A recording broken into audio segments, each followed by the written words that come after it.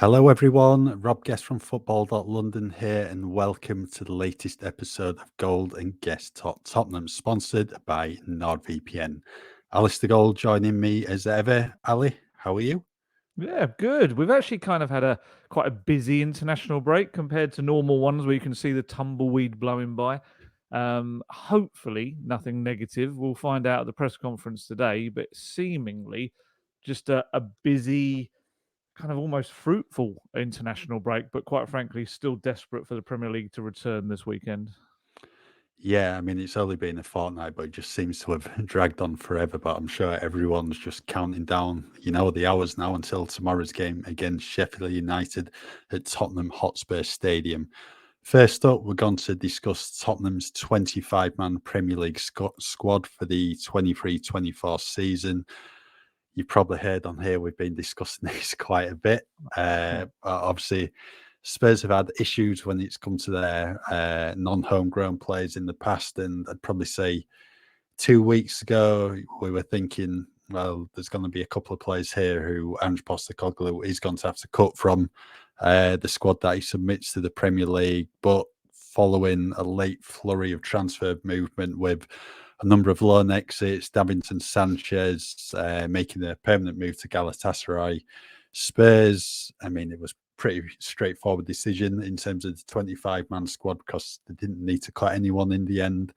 The list had to be submitted by Wednesday. Tottenham have obviously submitted the list, and I think the most notable thing from that is Hugo Lloris has been included. Obviously, there's question marks over whether he would or not because he's not sealed a move away from Spurs, despite 3 months ago now stating that he wanted to leave the club. But Lloris has been included. So, Ali, for you, a surprise? I think it would have been maybe a week or two before, but let's be honest, it's one of those where you've got enough spots. Why not just register a World Cup winning goalkeeper who has been your number one for 11 years? He might not play. He may just be a background figure until January. We don't know how it's going to shake up. Hopefully, Ange will tell us a little bit more today at the press conference. But ultimately, it came down to a straight shootout, really, between him and Brooklyn Lion Fosters, the younger, versatile 22-year-old centre back slash defensive midfielder has been this season so far for Premier League Two side. And you're going to pick Lloris. Let's be honest. It's like I've seen. Twitter likes to do outrage, doesn't it? I've seen people saying he shouldn't be anywhere near the club. He said he wanted to leave and all this sort of stuff. The guy's given 11 years service to Spurs. A move didn't happen. If he if I would always have someone of his experience and quality in my squad if I had that one space option one space open to do it. Like I say, he may not play. I do take that there's an element of the captaincy thing in terms of you've got Son, Madison, Romero now, and now technically in the background you've got Lloris, Højbjerg, and Dier all kind of still there, but not involved in the leadership of it, as it were. But I would look at those three, and I don't see bad professionals. I don't see people that are going to cause a problem. I know there might subconsciously be the odd little gripe if they're not playing, but I can't imagine the three of them are going to be the kind of people that will kick up a big fuss. I think they know that, fair play. If Postecoglou wants the team to play in a certain way, he wants certain leaders. That's that. Lloris can't complain because, like we just said, Lloris said he wanted a fresh challenge, didn't choose a move. Højbjerg, just no move really came for him. And Eric Dier only wanted a loan move really this window, and none came in for him of any note. So I don't think they can have any complaints about their situations, which you would hope would also translate into just being experienced head for the team. But yeah, with Lloris, I think it kind of ended up being a bit of a no-brainer. And then we revisit the situation in January. Yeah, I totally agree. I think if there's a spot available, then you include him. If Davinson Sanchez was still at the club, then Lloris would be the player to be left out. But Absolutely. especially when Alfie Whiteman's injured at the moment and recovering, it was surgery on his ankle following pre-season. They do have 5 goalkeepers, though. Yeah, I mean, people have pointed that out.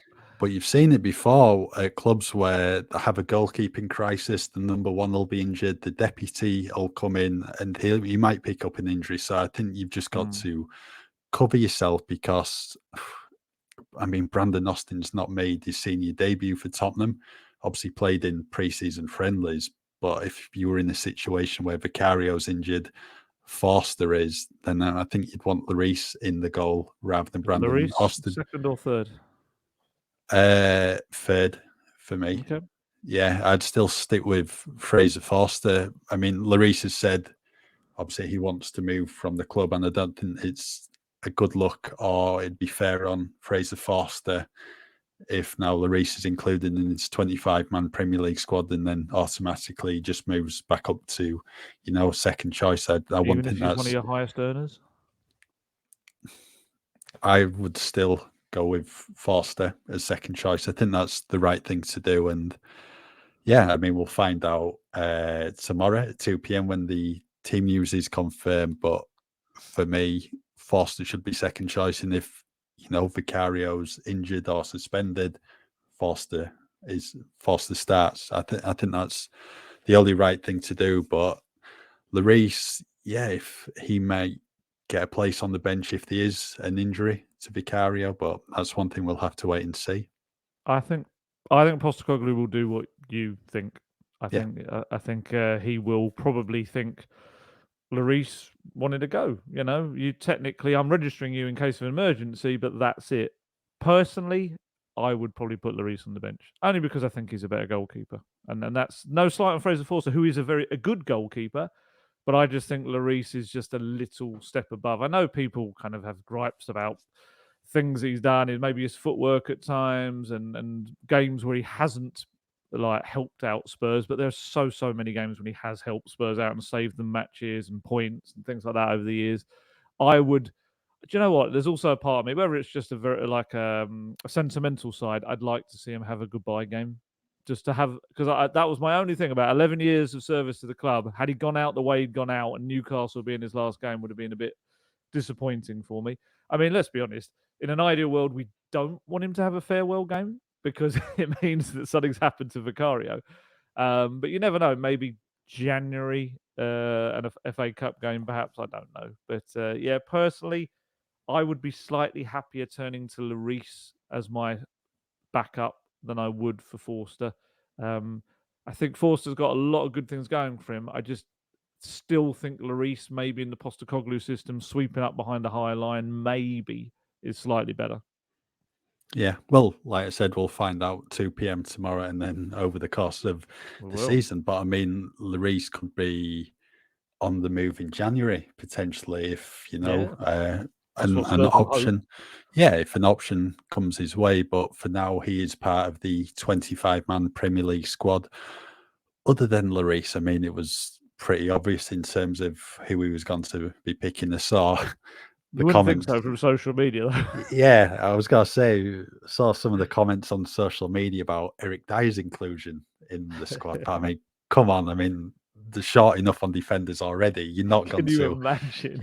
leave Eric Dier out and then just have this defensive crisis in a couple of weeks' time. No, well, they would be the same people that would moan saying, I can't believe you left yourself so short. You've only got two 18-year-olds on the bench. Like that.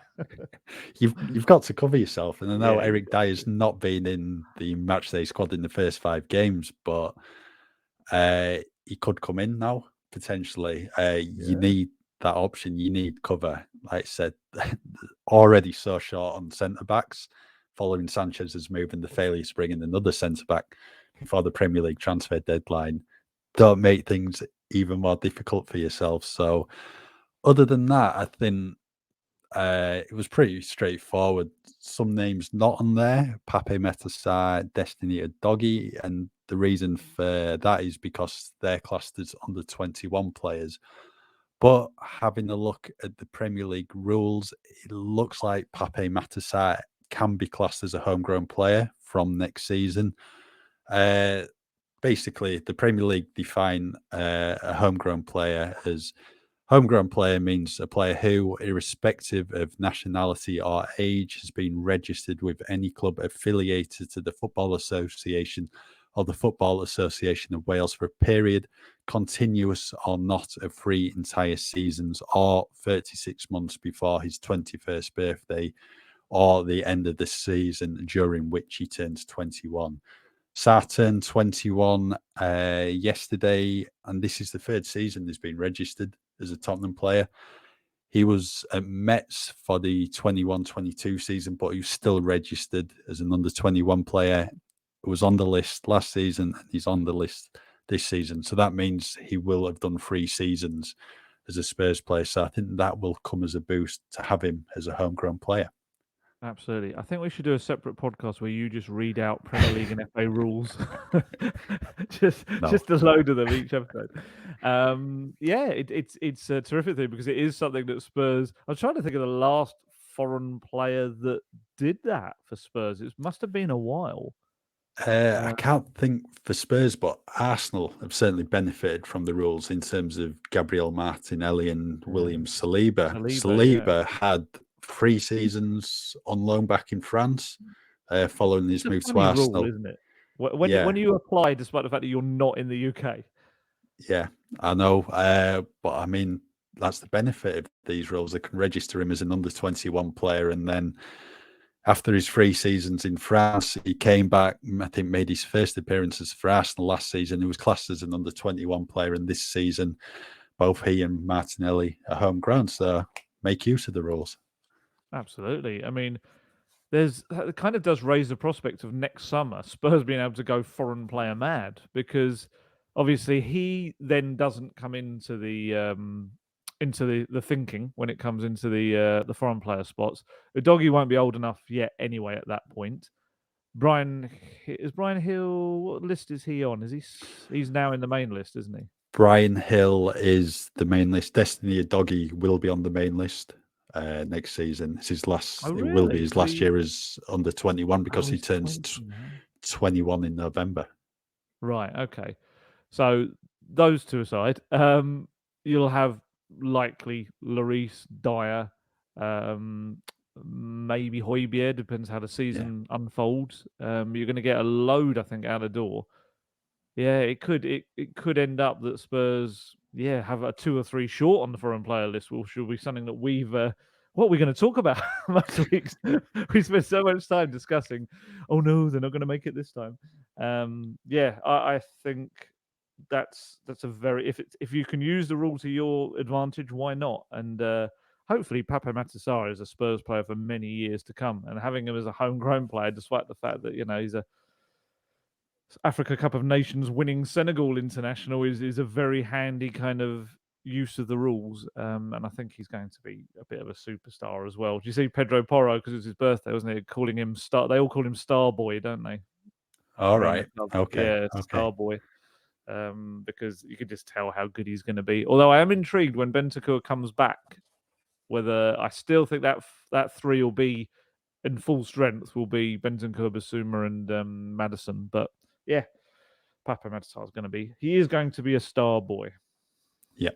Right, we'll move on now, and something what has been in the headlines this week is Richarlison. Obviously, he's been on international duty with Brazil. He's been speaking to the media back in his home country, and he's opened up on what has been a bit of a tough time for him off the pitch over the past few months. But I think he says that, things are right at home, but what he's going to do now upon his return to England is seek psychological help and speak to a psychologist just to work on his mind and get himself in the right place and come back stronger. And hopefully that will benefit Tottenham in the long run. Ali, I mean, you were covering this story, I think it was Wednesday when it broke. What did you make of the comments? And I think we've got to say it's probably a step in the right direction. The fact that he sees that there's an issue there and he wants to fix it. I think it's hugely positive. Hugely positive. The way he was talking. I mean, first off, let's be clear. He said he thinks the issues are behind him.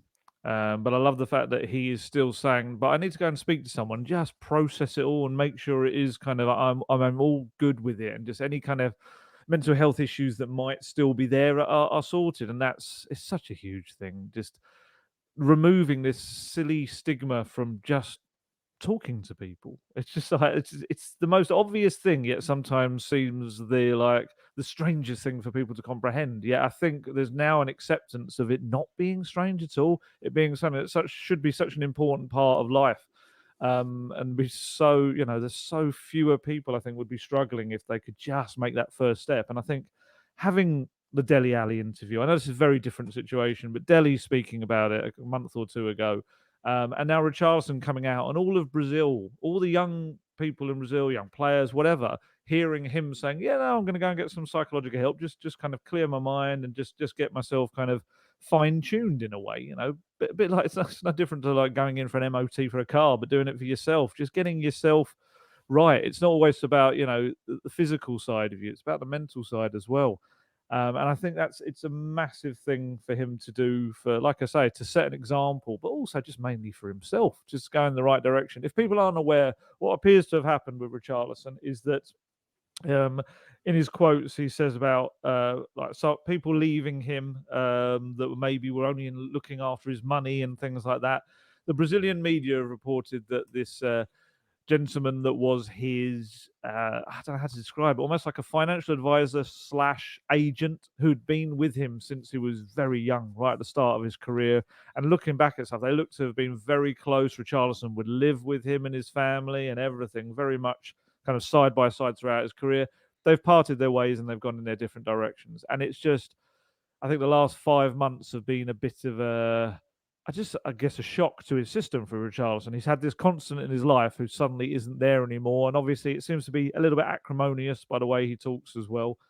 And yeah, that's it's another example of, and it applies to us, the media, as much as it does the fans, of not knowing what's going on in the background with people, and things that are happening in their lives that, as much as like Richarlison saying my happy place is being on the pitch, it still can impact you and you don't even realize it's impacting you. And he said that when we saw kind of images of him looking upset on the bench after the first game Brazil played, it was to do with that. He said it just all kind of hit him in one go while he was sitting there, and he'd just been taken off. He was down probably because of that as well. And just everything kind of caught up with him. And that was why he looked so sad on the bench. But yeah, massive kind of positive step forward. I'm sure Postecoglou will be asked about it today as well. And let's be honest, if you want any kind of manager to be there to help guide and push someone like this in the right direction, it's Ange Postecoglou. This is not to say that Antonio Conte would have been horrible for him, horrific or anything, but we know from the quotes from Richarlison that Conte had some different methods with him. Let's put it that way. And I don't think they always saw eye to eye. And wasn't there something about him making him apologise to the whole squad or something? Things like that. There was a strange one, wasn't it, where he kind of embarrassed him in front of the whole squad, essentially, something like that. I remember him saying. Postecoglou, he's not going to be that kind of guy. He's just going to very much concentrate on the player, concentrate on getting him in the right headspace, along obviously with the psychological help. And you do wonder, and I'm sure the clubs do have stuff like this, but you do wonder, is it a staple of clubs now? Do they have someone there that talks to them? I remember way back when Pochettino was there, he was asked about, I can't remember who it was, what player it was, but he was asked, do the club employ a psychologist, someone to talk to the players and really kind of take them through mentally? Like, I guess it was more about getting a winning mentality and not letting defeats get into you more than anything outside the club. And he was like, no. Myself and my staff are experienced enough to kind of deal with that. And he kind of, I think all of us in the room at that point was like, are you really? It kind of feels like something a real expert should be dealing with. I watched a show called Billions, and in that, you probably don't watch that, do you? No, No, I heard yeah, of I it. can imagine. Within that, it's all set in the kind of like the business world, and as part of this big business, they have an on-site therapist slash motivational lady who kind of does exactly that sort of stuff, kind of G's up people, motivates them, but also talks about the thing that's wrong in their life. And you do kind of think to yourself, surely all Premier League clubs in today's world would have someone like that. And I'm sure that will come out of the press conference today. I'm sure someone will ask. If they don't, I'll probably ask it. But you would think, as part of the modern game, just to make sure it's almost as important as the physios are for the physical side. You probably need someone making sure that these guys and ladies are mentally tip top and ready to go into matches as well. So yeah, it'd be interesting to see what Ange says. Yeah, definitely. I don't think he'll start tomorrow against Sheffield United. I think it'll be an option off the bench, and I'm sure if he does come on, he'll get a huge reception from I everyone hope so. inside Wouldn't that be Tottenham brilliant? Hotspur Stadium, and hopefully he can grab himself a goal, because that would be very nice ahead of next weekend's North London derby. But no, I mean, it's good to see, admitting that he wants to speak to a psychologist to help and improve. And I think that's just the first step for him. Tottenham have a good player on the hands, and everyone just wants to see the best of Richarlison on the pitch going forward. Definitely. Are you taking your Richie banner with you this week? Yeah, I'll have the Brazilian flag in the press box. Don't worry about that. He'll be waving it, screaming, "Come on, Richie! Today's your day." Right. It's only a short podcast today compared to usual, because Ali is heading off to Hotspur Way to speak to Ange Postecoglou in his press conference. So, as we're pretty much at the halfway stage, Ali, do you want to let everyone know about the benefits of using NordVPN? Absolutely. If you're not aware by now, the Golden Guest Talk Tottenham podcast is sponsored by NordVPN, and you can use the service in a host of different ways to enhance your internet experience. NordVPN is the fastest VPN in the world, and that means there's no buffering, no lagging, and you can stream your favorite shows from anywhere in the world without your bandwidth throttling. It is a service that I've used many, many times and will continue to use, and used it long before Nord came on board the podcast with us. It is a terrific service. It helps you watch things abroad that maybe you couldn't watch normally, because there's these silly restrictions on things you pay for and should absolutely be able to watch anywhere in the world at any time. You can do that. That could mean sports. That could be movies, TV shows, whatever. Guesty could download Billions and be able to watch that and know what a terrific show that is. And also security-wise, it does help you to a great degree to stop a lot of the bad things if you're on a public Wi-Fi. At least trying to block people out who might be trying to take stuff off of your devices. It is an incredibly useful service. And not only that, but the outlay on the NordVPN subscription is cheaper for you in the long run. That's because you can purchase streaming services or bookings from other countries at a much cheaper rate. For example, you could book flights from another country, which could be cheaper as well, rather than booking them as if you're booking them from the UK. So it means you're paying out for Nord just a little bit, but you're saving money overall. And there's a whole host of other benefits from signing up to NordVPN, so why not give it a go? You can grab your exclusive NordVPN deal by going to nordvpn.com/goldguest to get a huge discount off your NordVPN plan, plus 4 additional months for free. It's completely risk-free with Nord's 30-day money-back guarantee. Right. As I was saying, Ange Postecoglou will be speaking to the media at 1 p.m. to preview Saturday's game against Sheffield United, but it will in fact be the second time we've heard from him this week, because he was on Talk Sport on Tuesday. It was, I think, at the start Probably of the early week. in the week, yeah. Yeah, at the start of the week to discuss all things Tottenham. You were having a listen to Ange when he was speaking on their show for about 15 minutes or so. Impressed with what you heard from him?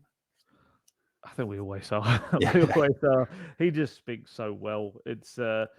He's such a natural speaker. It is ridiculous, really, how well he speaks, and this has kind of been the theme behind the scenes at Spurs as well. Just everyone raving about the clear messages and the way he speaks to them, and from everywhere down as well. It's not even that. It's the first team as well, all the way down to the academy when he speaks to the coaches. He's just a terrific kind of orator, and he just knows how to get his message across. And this was another one. This was another example of. I actually thought it started off a little bit generic. If I don't want to be too critical, because we've all been there. We've all asked very generic questions, but it kind of. I guess this is the case when you've got people maybe asking the questions who haven't been sat in the press conferences every week, so they don't know what's already been asked. So it's absolutely understandable. They're doing it for their new audience. But then it actually started to get more and more interesting, I felt, as it got on. I thought some of the interesting bits that came out of it were the Carabao Cup stuff. They asked him if he had any regrets with the team he put out that day. And he said no, he didn't. He was very clear on that. He didn't have any regrets whatsoever. He says, I want to create a club that has an opportunity to win things on a yearly basis. I'm not in this job desperate to win something just to win something, because us winning a Carabao Cup and finishing 10th is not what I think this club is about. It's not dismissing the Carabao Cup. I want to win every game. Trust me, I was disappointed that night as well, but that's not the end game for me. It's not just about winning something for the sake of winning something. It's about building something. And that's what's always driven me my whole career. I want to build clubs that have sustainable success and supporters going to every season feeling good about their prospects and wanting to watch their team play good football. There's two sides to that. One of them is, why can't you have both? I get that. I do still believe that he didn't have to go 9 changes. I think 5 or 6 would have been fine and still kept a fair bit of the momentum. But then I guess he will say, but if we're building something, I need to see more of these players in action. I need to see more of them trying to play my style of football. And to be completely fair, in pre-season, the second 11 were actually playing the better Postecoglou football. In a lot of those second halves where he changed it up, they were absolutely smashing teams. They were really. I know, obviously, one of them was Lion City Sailors and things like that. But in the other games, Barcelona and West Ham on the opening one as well, and Shakhtar as well. There was a lot of times that the second 11 were actually the more fluid kind of Postecoglou team. So that's probably what he thought was going to happen. I don't think he anticipated it was like stepping back in time for a moment and seeing the Spurs that we didn't want to see anymore. So I kind of understand that, but I can also absolutely understand fans' frustrations that this was a good chance. And there's definitely a divide in fans that think like that it's more important about the overall progression. But there are a lot of fans who also think, if you win that one trophy, can it be like a snowball effect? And we've seen it in the past with Mourinho. Wherever he would go, he would try to win whatever trophy first, just to start the ball rolling of that cliche of the winning mentality. Although I guess the caveat, or the one way to look at that Spurs would be, you only have to look back to Juan de Ramos, who won the Carling Cup, I think it was then. I just remember what it was called. And within a couple of months, Berbatov and Keane left, and they were second from bottom in the league. It didn't have any kind of regenerative effect on the club or the squad. But I think it's one of these. Unfortunately, it's very disappointing. But you've probably got to trust in Postecoglou. And it's something, to be fair, that's very similar to what Pochettino used to say. Pochettino used to be exactly the same. He would even go as far to say the FA Cup. He didn't think actually winning the FA Cup would be a big change to the club. The only thing I would say to that is Spurs just haven't won hardly anything in so long. Any trophy would be just such a major positive effect on the club. I don't think you can dismiss it that much. Yeah, obviously I understand where he's coming from. He wants to build something for the long run and be there, year after year, competing for all these trophies. But it's one of these. I know what he's saying. Obviously, there's a difference between, because us winning the Carabao Cup and finishing 10th is not what I think this club is about. But I mean, this is Tottenham. I think even if they'd won the Carabao Cup this season, they're still going to be in the fight for the top 5, top 6 places in the Premier League. It's not like, no disrespect to teams who are finishing 10th, 11th, say likes of Brentford, Crystal Palace, whereas you could say that maybe is a bit of a one-off in the cup. But I know where he's coming from, and I think if Spurs won it, you're not going to dismiss the cup win, are you? Because you've not won the trophy for so long. Starved of silverware. Yeah, and like you said, it can be a snowball effect. Look at Chelsea when they won their first trophy under Jose Mourinho. It was the League Cup. Yeah, the Premier League, the Champions League, the FA Cup all rank higher. And they were helped by a lot of Russian money. Yeah. But that one trophy, it might be the smallest one, the least glamorous, but he started something special at Chelsea and it became a snowball effect, and it instilled this winning mentality, and they won the Premier League that season. They won the Premier League the year after. They've gone on to win Champions League, Europa League in the past. So hopefully the same will happen at Tottenham. I completely understand why he made the changes at Fulham. I wouldn't have gone as many as 9, but I think if he wants to have a look, all these Tottenham players who were on the periphery of the side, then you're going to do it in the Cup rather than the Premier League. And I still think the Tottenham team he put out at Fulham was good enough to go Yeah. through on the But we night. say And that every time, don't we? We yeah, say that every time. Oh, that 11 was strong enough to do it, and they just don't perform for some reason. yeah, but at the end of the day, I mean, it's not like they were smashed 3 or 4-0. No, It was it was it was a penalties. draw, and it went to Yeah. penalties, and it's the luck of the draw when it goes to penalties. And I mean, if they go through, would you say his selection was then justified? Well, that's it, isn't it? You're a penalty or two away Yeah, from him being absolutely right. yeah, it's just one of these. But yeah, I think Ange is definitely looking to build something for the long run at Tottenham, and they're making good steps already. There's still plenty more to do, and hopefully, come the end of the year, Tottenham will have a good run in the FA Cup, and fingers crossed, maybe get their hands on the trophy. But he's building something there that can see Tottenham in the coming years compete for trophies, and that's what they need to do because they've been going backwards over the past few years.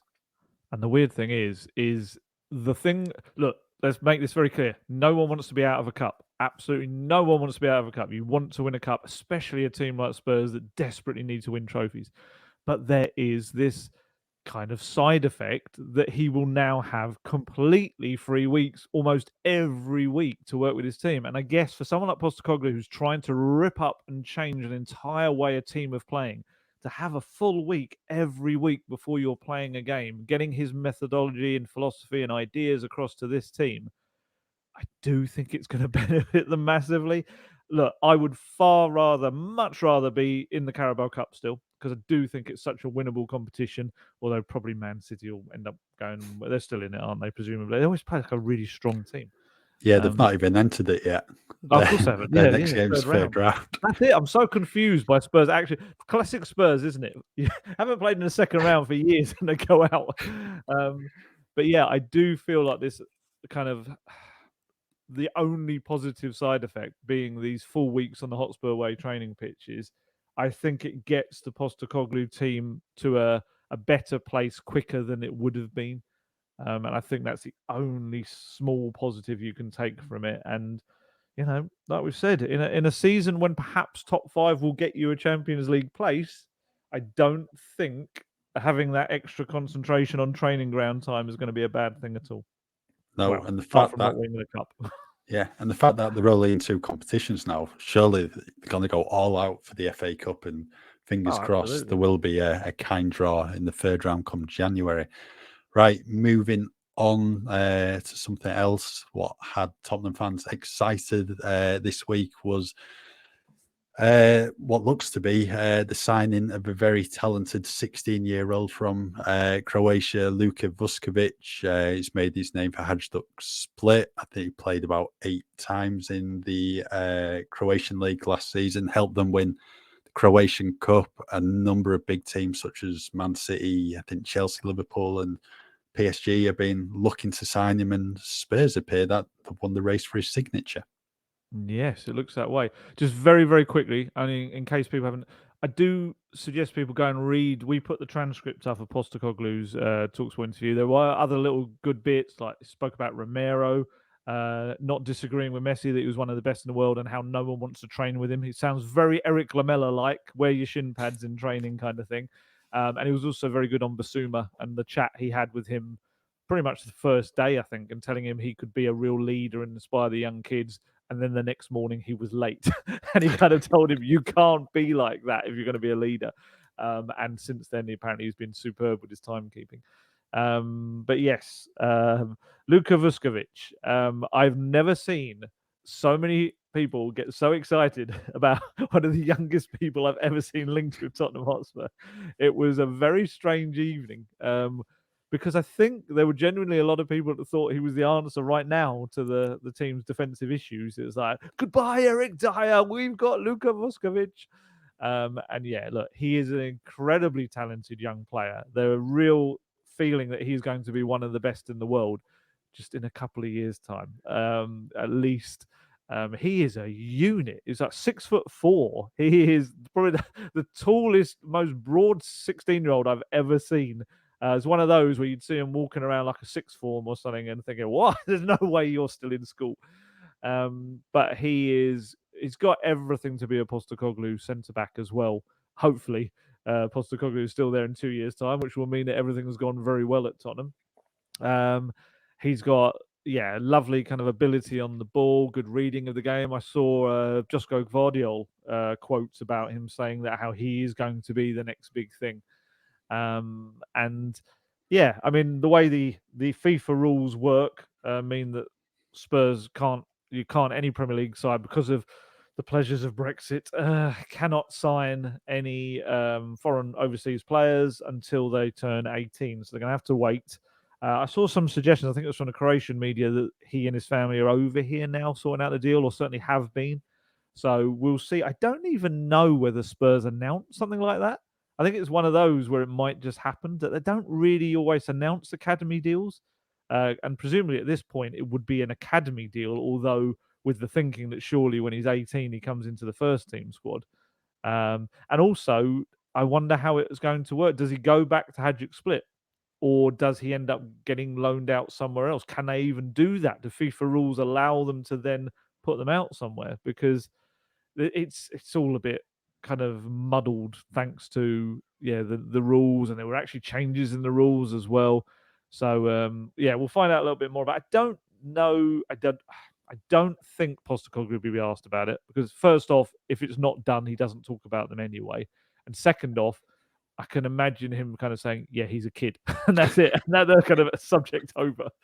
But yeah, very exciting for the future. And again, another player who eventually, presumably, then will become homegrown.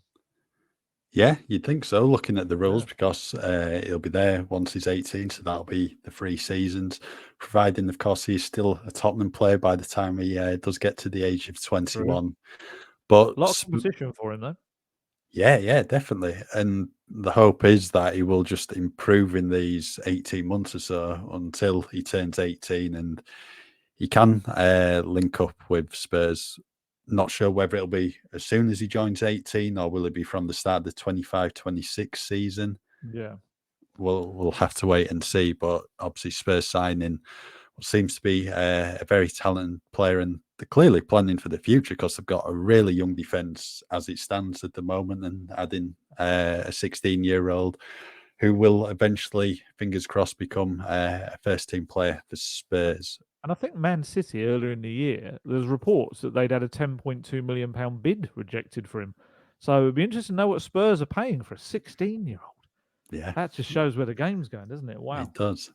Right, ahead of tomorrow's game against Sheffield United, I think there's been what looks to be a bit of positive news on the training pitch. We will obviously find out what Ange Postecoglou says in his press conference. He will confirm it. But of course, over the international break, there's always worries over players, whether they will pick up injuries or not. Son was pictured with an ice pack on his knee. Thankfully, he did take part in South Korea's game against Saudi Arabia. I think that was on Tuesday.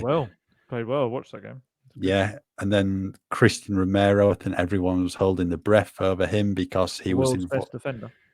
He was involved in Argentina's win over Ecuador last week. Got Player of the Match award. Lionel Messi declared him the best defender in the world, but there was a report from Argentina saying he'd picked up a minor leg injury, and there was question marks over whether he'd be fit to play in their next match against Bolivia, or he would potentially even return to England. But he was pictured in training. I think the following day, on the Saturday, he did start again in the game against Bolivia, and he was seen on the training pitch at Hotspur Way on Thursday, as was Son, and there was also Rodrigo Bentancur, what was especially nice to see. But must clarify, Bentancur was just taking part in the warm-up. He's not back in full training with the first team just yet. But Tottenham did tweet a video out of Bentancur doing individual work on the training pitch, and given all the individual work he'll have been doing inside Hotspur Way since February, I think that will come as a huge, huge boost for him, just to have been able to take part in the warm-up with his teammates and then to do some work on his own on the training pitch. So yeah, I think as things stand, Ange Postecoglou said it would be a November return, and I think that's what we're looking at for Bentancur. Yeah, I mean, injury rehab, especially, cruciate ligament one, is such a long time. It's such a lonely recovery period. Every footballer you ever speak to that's had one of those long-term injuries say it's the worst. Just being on your own with a member of the kind of medical staff or sports science staff, he says they always say it's a horrible kind of, that's the real kind of mental challenge for them during that period. So to get back out on the grass with the rest of the squad, even just for the warm-up, is just huge, and it shows he's on the road now. Just thinking about the Romero thing, it's classic Spurs that he has a little injury, plays the full 90 minutes in the next game, has a horrendous challenge on him about just over half an hour in, which gets the other guy sent off, the Bolivian player. Honestly, it studs right into his ankle. It was not a nice challenge. And I can imagine him waking up the next morning. He played the rest of the game, obviously, but I can imagine him the next morning looking at his ankle and thinking, ouch, that's not in a good way. But like you say, seemed to be pictured in training. So did Giovanni Lo Celso as well. So hopefully that looks like he's back and ready to play. And yeah, with the Sonny stuff was just mad. It was like one photo and suddenly everything goes crazy about him. And I saw people claiming the photo was fake and old and all this sort of stuff. It's like, no, they were training at Newcastle. I think that the Newcastle background fooled people. It was a bit like, no, look, it's before a Premier League game. It's like, no. They were training there. That was where the match was. They were playing at St James's Park. Fingers crossed. The international break, there's always little kind of, it's more the hidden things you don't know about, the little knocks and fitness things that you're not aware of that come back. But potentially, fingers crossed, if they come back in a good physical state, there was a lot of positives kind of performance-wise, I think. Decky went away. Kulusevski got a goal and 2 assists across his 2 games. Højbjerg is a scoring machine at the moment for Denmark. He scored in both games. I think one of them was a winning goal. Like I say, Sonny played very well in his second game as well. Mana Solomon, I think, did pretty well as well. Vicario didn't play, but again, it's more experience getting away with Italy for him. James Maddison was woefully used by Southgate in that first game. He's the one that I think we'll see the opposite of, like, he used him pretty much as a striker for much of the game. It was such a weird role for him to play. And I think he'll come back to Spurs and just be like, this is what I want to play. This is how I want to play. Look at how I can be in the right position. I think that's a good thing for Spurs as well. And to be honest, that's kind of how I felt in this international break. In the past, it's been a real kind of escape from how I've never liked them, but it's still been an escape from the way Spurs are playing. Whereas right now, I was looking at the way a lot of the international teams played, and I'm just like, I want to get back to Tottenham football. It's so much better. And obviously, we'll have that tomorrow with the visit of Sheffield United. Yeah, so finally, before we wrap things up on today's podcast, the Sheffield United game. I mean, you're thinking after that brilliant 5-2 win at Burnley, surely he sticks with the same team. I think Mana Solomon deserves to keep his place in the team, quite frankly. After 2 assists at Turf Moor, I wouldn't be moving Sonny from the central role, especially after a hat-trick. But now Ange Postecoglou has Brendan Johnson to consider for selection. For me, I think he starts on the bench. Obviously, just returning from international break earlier this week following Wales duty, so he's not going to have that many training opportunities under Ange Postecoglou. But then again, it didn't stop him starting Mickey van der Ven at Brentford. True. Absolutely true, yeah. I'm still going with my Brendan Johnson debut goal. I think he's going to come off the bench and score. Yeah, he played a fair bit of football over the break. I think he only played the first half against South Korea for Wales, but then I think he played most, if not all, of the second game for them. So, yeah, he'll be in a good place physically, hopefully, as long as he didn't pick up any knocks. Obviously, he played with Forest throughout the start of the season, so he's kind of in that spot where he's raring to go, hopefully. Yeah, I think you keep the same thing. As long as everyone's fit and able to play, I think you need to build that momentum because, let's be honest, there's a very big game coming straight after. And that international break, you don't want it to have killed the momentum of what had come before. You need to kind of quickly rediscover it. And if they can do that, although I still have my fears that the Arsenal game has come too early in the Postecoglou tenure, But if you can keep that momentum going, then I think, yeah, stick with that 11, get them playing the kind of football. Because we also had Basuma, his second game with Mali was rained off, which isn't the first time. They've had a couple of those over recent years, because I know I've been writing about them. That was rained off after they played. I'm not sure how long they played, but it got abandoned. So he physically should be in a good place as well. Maddison only played, 60 minutes of the first game or so, didn't play the second game. Pap Matassar, I'm trying to think, did he get that many minutes? I can't remember now.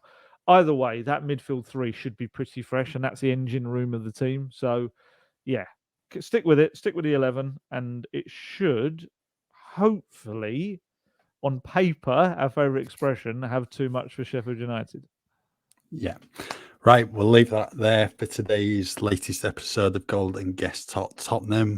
We'll be back next week to discuss the Sheffield United game, and then obviously look ahead to the first North London derby of the season at the Emirates Stadium. So thank you for listening, and just keep with us at football.london for all your latest Tottenham news.